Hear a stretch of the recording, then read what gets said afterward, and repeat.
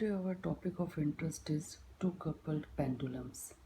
Now first we will deal with coupled oscillations. What are coupled oscillations? Let us consider there are two pendulums and both the pendulums are attached with a spring.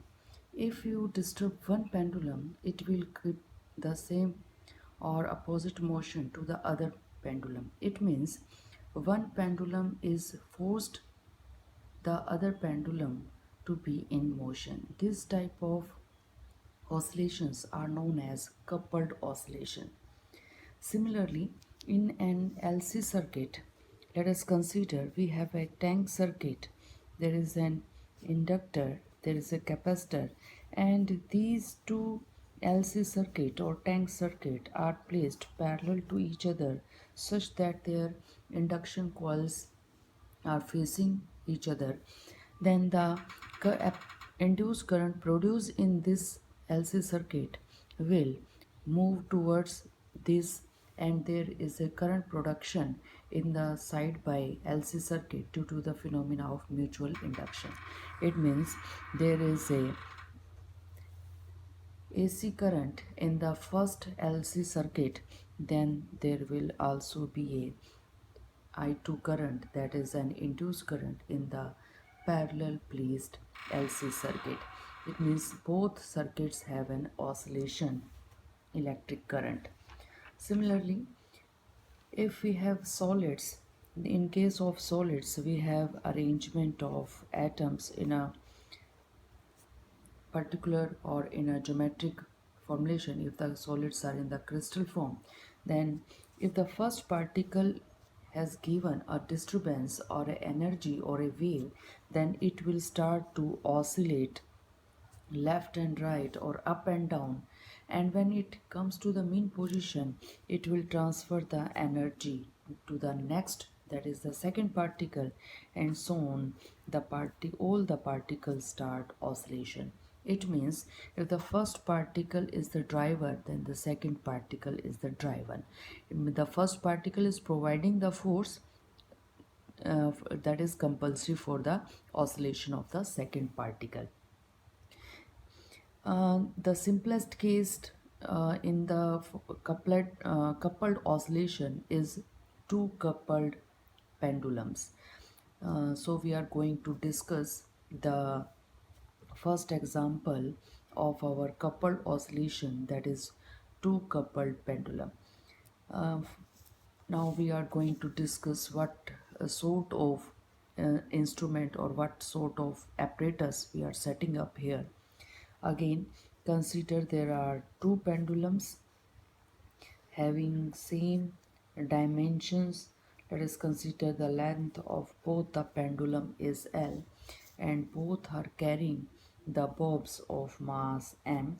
And if this is our A pendulum, let us consider this is our B pendulum, and the A pendulum is connected with the B pendulum with some sort of spring, and the spring constant, let us consider for the given material of the spring, is K. If we disturb the first pendulum, then it will drive the second pendulum in motion.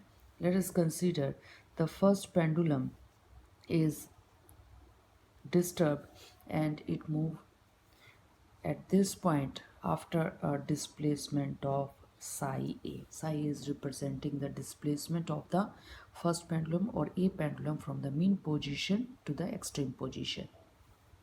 And now the new position of the pendulum is here. Similarly, if the first pendulum drive the second pendulum in motion, let us consider the second pendulum comes here, and the displacement of the second pendulum is psi b, and this is the new position of our coupled pendulum case.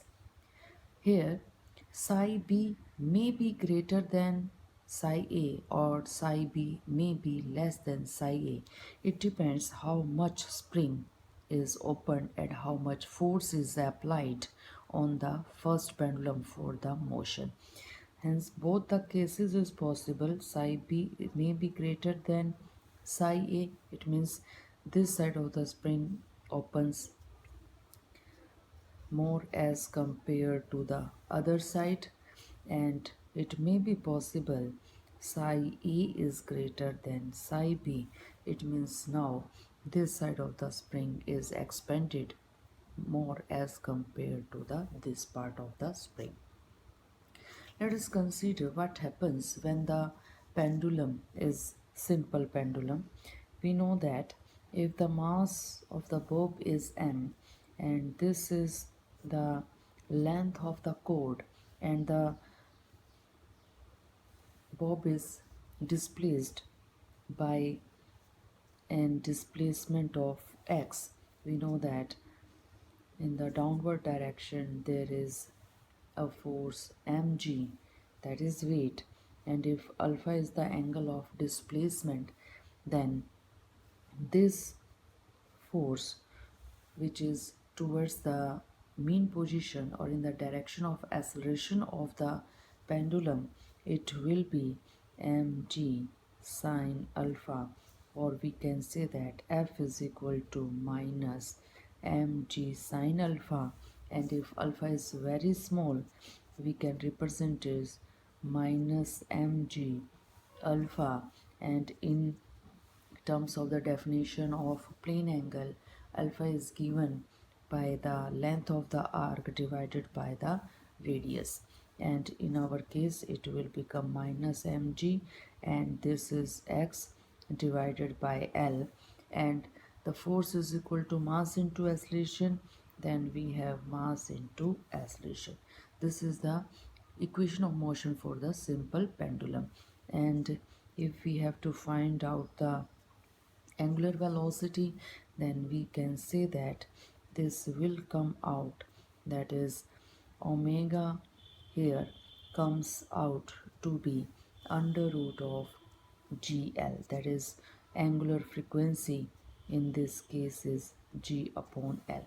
It happens when we have taken the case of our simple pendulum. That was the equation for the motion of simple pendulum. But now what happens if we are taking the coupled motion? In case of simple pendulum, this is the direction of displacement, this is the direction of velocity, but at the extreme position the velocity is becoming zero, hence the acceleration of the pendulum is in the opposite direction of the decreasing direction of the velocity, and in the direction of acceleration there is a this is the direction of force. In our case, if the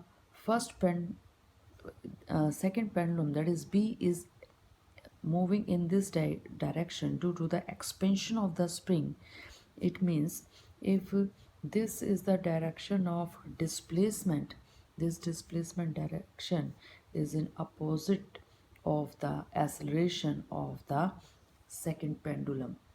But in the first pendulum, if the spring will expand, it will move in this direction. If the अगर इस ए spring को eight pendulum को देखा जाए तो अगर spring expand होगा तो वो इस डायरेक्शन के अंदर खुलेगा, यहाँ पर खुलेगा। अगर यहाँ पर खुलेगा तो इसका मतलब जो डिस्प्लेसमेंट है वो किसको आपकी डिस्प्लेसमेंट इस डायरेक्शन में हो रही है, तो जो आपकी डिस्प्लेसमेंट है वो मीन पोजीशन की डायरेक्शन में हो रही है। It means the displacement is in direction of acceleration, और कौन से वाले पेंडुलम की एक्सेलरेशन की डायरेक्शन में हो रही है, ए की।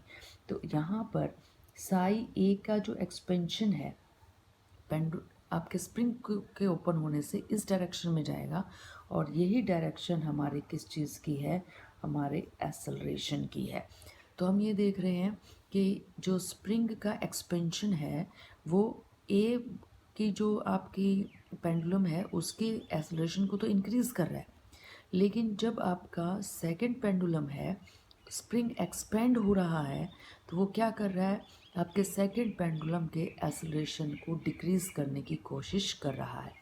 और जो आपका फोर्स है, अप्लाइड फोर्स, वो किस बात पर डिपेंड करता है? It depends upon the total expansion, और टोटल एक्सपेंशन आपकी psi B minus psi A B हो सकती है, फिर के स्प्रिंग कांस्टेंट, तो आपको यहाँ पर ये अप्लाइड फोर्स की तरह नज़र आएगा। और psi A minus psi B भी हो सकती है, it depends whether psi B is greater than psi A और psi A is greater than psi B. तो अगर हम फर्स्ट पेंडुलम जो हमारा ए पेंडुलम है उसकी इक्वेशन ऑफ मोशन लिखने की कोशिश करें तो देखिए इक्वेशन ऑफ मोशन हमारे पास किस तरह से आएगी। आपके पास सिंपल पेंडुलम की इक्वेशन ऑफ मोशन कैसी आई थी?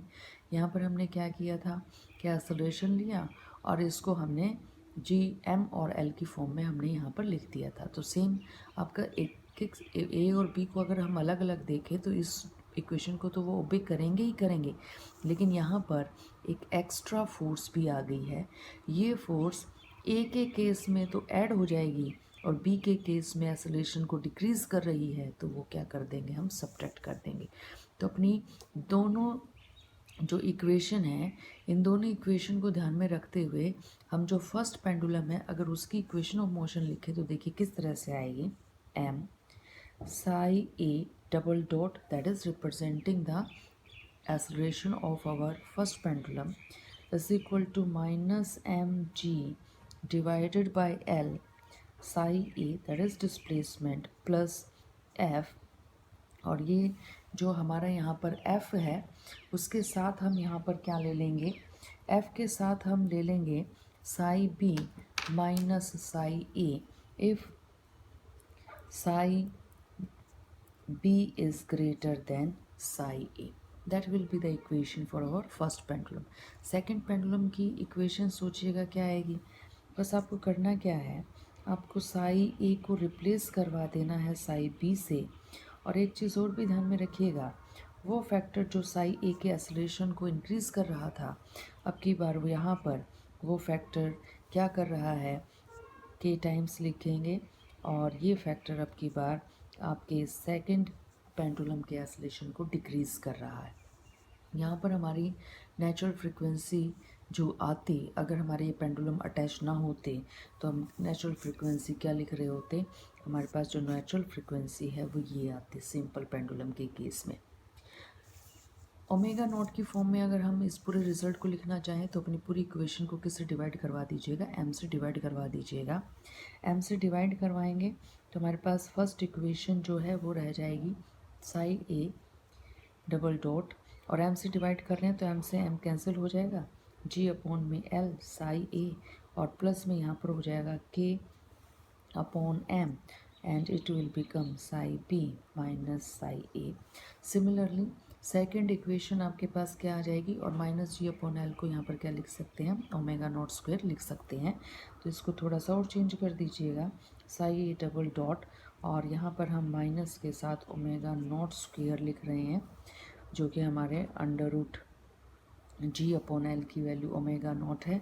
तो पहली इक्वेशन जो है आपकी बन जाएगी ये, जिसमें आपका जो ये वाला फैक्टर है वो ऐड हो रहा है।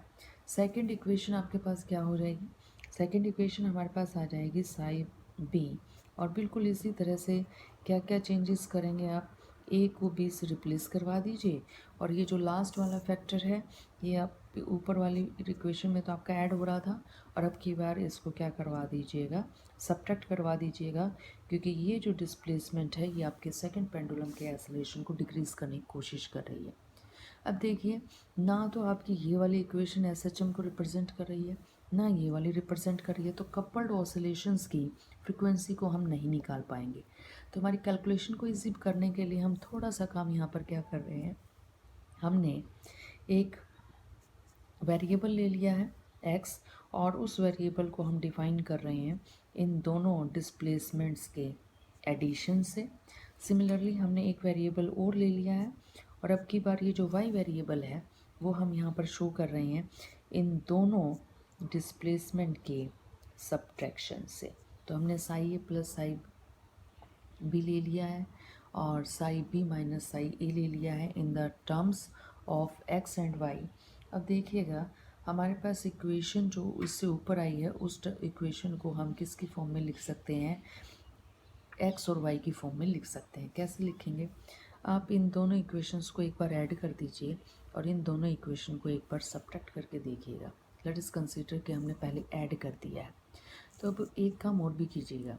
यहाँ पर अगर हम वेलोसिटी निकालें एक्स डॉट तो क्या आएगी? X dot is equal to psi B dot plus में साई ए डॉट। और अगर हम एक्सेलरेशन निकालें तो क्या हो जाएगा? X double dot is equal to psi B double dot और प्लस में क्या हो जाएगा? Psi A double dot. Similar case यहाँ पर हो जाएगा। अगर आप एक्सेलरेशन निकालेंगे तो वाई डबल डॉट प्लस में psi B double dot minus में क्या हो जाएगा? Psi A double dot. It means velocity और एक्सेलरेशन को भी हम एक्स और वाई की फॉर्म में यहाँ पर रख सकते हैं। तो पहला क्या कीजिएगा? एडिशन कीजिएगा। अगर आप एडिशन करेंगे तो आपकी ये जो दो लास्ट टर्म्स हैं ये तो कैंसिल आउट हो जाएंगी। बचेगा क्या आपके पास? Psi A double dot plus psi B double dot is equal to minus omega naught square को कॉमन ले लीजिएगा। बचेगा साई ए प्लस में psi B. Psi A plus psi B की जगह तो आप एक्स लिख देंगे और psi A double dot plus psi B double dot की जगह आप क्या लिख देंगे? X double dot.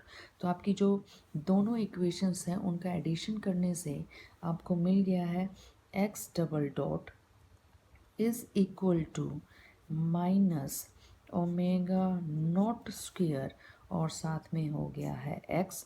और इस ओमेगा नॉट स्क्वेयर को मैं यहाँ पर omega naught is equal to omega 1 put कर रही हूँ क्योंकि एक नई इक्वेशन लेकर आ रहे हैं हम यहाँ पे।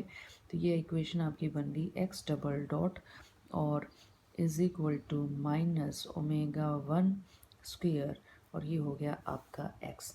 तो देखिए क्या ये बिल्कुल वैसी इक्वेशन नहीं होगी जैसे कि आपको सिंपल पेंडुलम की इक्वेशन चाहिए होती है। सिंपल हार्मोनिक मोशन है तो सिंपल हार्मोनिक मोशन में यही तो होता है कि acceleration is totally dependent upon displacement.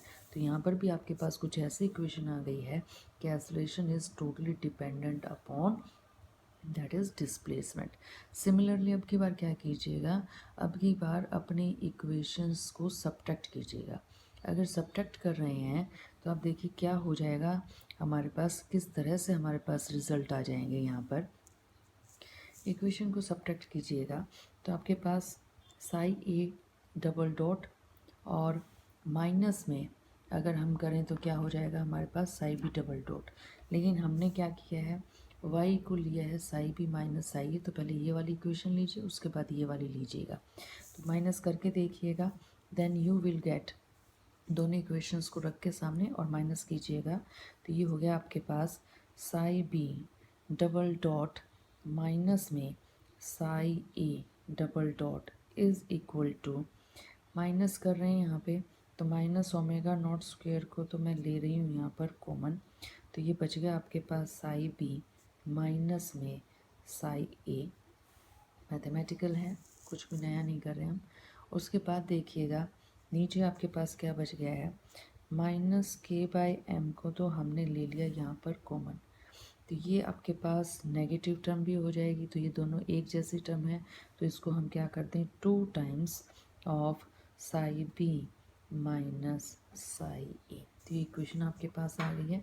Right hand side psi B minus psi A को कॉमन लीजिएगा तो बच गया है हमारे पास, माइनस को भी कॉमन ले सकते हैं हम तो माइनस भी कॉमन हो गया है ओमेगा नॉट स्क्वेयर प्लस में 2k बाय एम और कॉमन क्या आ गया हमारे पास? That is psi B minus psi A. And what is psi B minus psi A? That is equal to y. ये हम यहाँ से वाई पुट कर सकते हैं और आप जानते हैं ये क्या बन जाएगा आपका? वाई डबल डॉट बन जाएगा, दैट इज़ एक्सेलरेशन हो जाएगा। तो इक्वेशन देखिए कुछ इस हिसाब से आ गई आपकी, Y double dot is equal to minus में ये जो पूरे आपके पास है इसको मैं यहाँ पर एंगुलर वेलोसिटी ले रही हूँ और इसको मैंने ओमेगा 2 से रिप्रेजेंट कर दिया है तो इसको लिख दिया मैंने ओमेगा 2 का स्क्वायर। और ये क्या हो गया आपके पास? वाई। क्या ये भी इक्वेशन एक ऐसा की नहीं आ गई है? तो ये ओमेगा 2 क्या है यहाँ पर? ओमेगा 2 जो है आपके पास वो है that is under root of omega naught square plus 2k by m. That is the second velocity which comes out during the two coupled pendulums. अब इसका मीनिंग देखिए, ये दो इक्वेशंस आपके पास क्यों आ गई हैं। पहला केस देखिएगा, पहली इक्वेशन आपके पास कब आ रही है और क्या आ रही है? आपके पास आ रही है x double dot is equal to minus omega one square x. और ये कब आ रही है आपकी? जब आप अपने दोनों डिस्प्लेसमेंट्स को ऐड कर रहे हैं। कंसीडर कीजिए कि psi B is equal to psi A हो गया है। तो अगर आपने दोनों डिस्प्लेसमेंट इक्वल कर दी तो y की वैल्यू तो कितनी होगी? 0। आपके पास रिजल्ट आ गया y इज़ इक्वल टू 0। और अगर आपने यहाँ पे साई बी को साई ए के इक्वल कर दिया तो ये तो 2 टाइम्स हो गया। तो आप इसको 2 साई ए भी लिख सकते हैं, 2 साई बी भी लिख सकते हैं। तो यहाँ पर भी क्या होगा? 2 साई बी का डबल डॉट और माइनस में 2 साई ए का डबल डॉट। तो ये भी 2 टाइम्स हो गया, एक्स भी 2 टाइम्स हो गया। तो जो आपकी इक्वेशन है वो भी देखिए 2x डबल डॉट आएगी, यहाँ पर 2x आएगी, 2 से 2 को कैंसिल कर दीजिए, यही इक्वेशन आ गई। और ये इक्वेशन आपकी क्या रिप्रेजेंट कर रही है? x double dot is equal to minus omega naught square x. ये तो आपकी सिंपल पेंडुलम की इक्वेशन हो गई है। देखिए ये इक्वेशन और ये इक्वेशन आपकी same as it is equation आई है। तो कंक्लूज़न क्या है? कंक्लूज़न ये है, अगर लेफ्ट हैंड साइड और राइट हैंड साइड के दोनों पेंडुलम इकट्ठे एक ही डायरेक्शन में इक्वल डिस्प्लेसमेंट दे रहे हैं, यानी कि बराबर हिल रहे हैं, इस तरह से डिस्प्लेसमेंट आपकी बराबर हो रही है, तो आपके कपल्ड ऑसिलेशन किसकी तरह बिहेव कर रहा है? सिंपल पेंडुलम की तरह ही बिहेव कर रहा है। और दोनों जो आपके पास कॉम्बिनेशन है दोनों पेंडुलम्स का, वो किससे मूव कर रहे हैं? वो एक सिंपल पेंडुलम की वेलोसिटी से मूव कर रहे हैं। यहाँ पर ओमेगा नॉट क्या है? ओमेगा नॉट आपके पास यही है, that is under root of g upon l. Second देखिएगा, एक्स की वैल्यू को आपने ज़ीरो करना है। आपकी बार सोचिएगा कि एक्स की वैल्यू कैसे ज़ीरो हो जाएगी। या तो आप साई ए को रख दीजिए माइनस साई बी के इक्वल, या साई बी को रख दीजिए माइनस साई ए के इक्वल।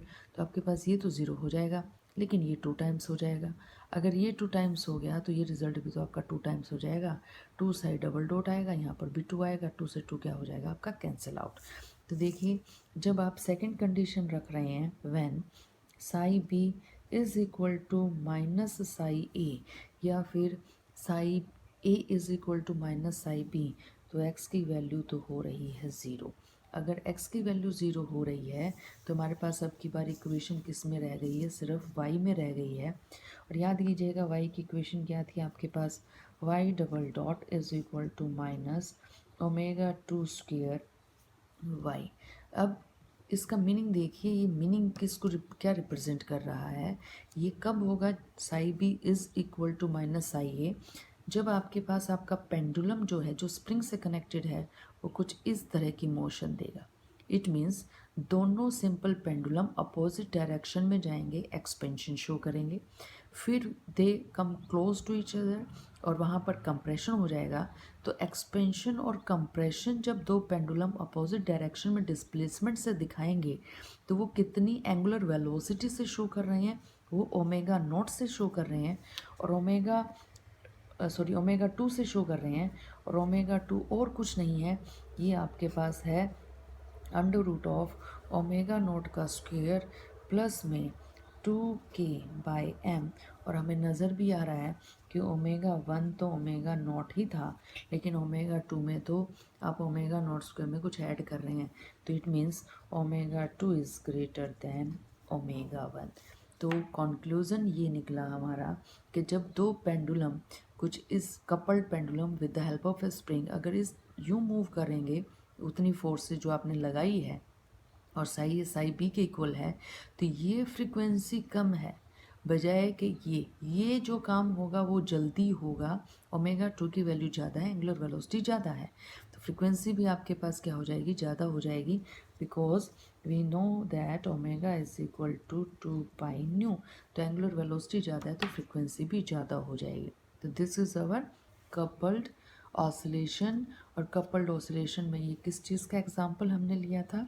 टू कपल्ड पेंडुलम्स का।